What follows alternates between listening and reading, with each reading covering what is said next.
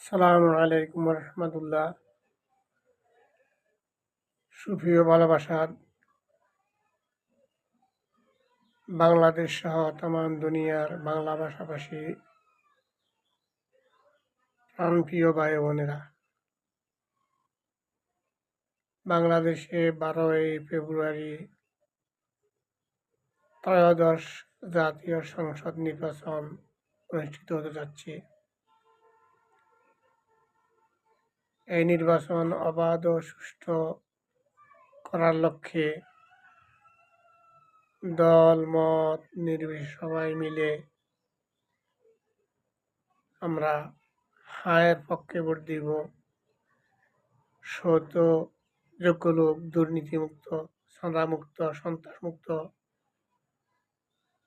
যারা দেশের কল্যাণ করবে, ইনসাফভিত্তিক রাষ্ট্র কায়েম করবে, তাদেরকে আমরা নির্বাচিত করব ইনশাআল্লাহ।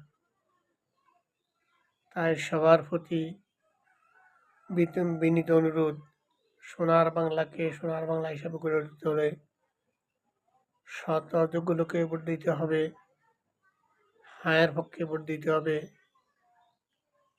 তাহলে ইনসাফভিত্তিক রাষ্ট্র প্রতিষ্ঠিত হবে। ভোট হলো পবিত্র আমানত। এই আমানতকে তার যোগ্য আহালের কাছে পৌঁছে দিতে হলে সৎ ও যোগ্য লোককে ভোট দিয়ে দেশে একটা উন্নয়নমূলক কল্যাণ রাষ্ট্র প্রতিষ্ঠা করার আহ্বান জানিয়ে সবাইকে আবারও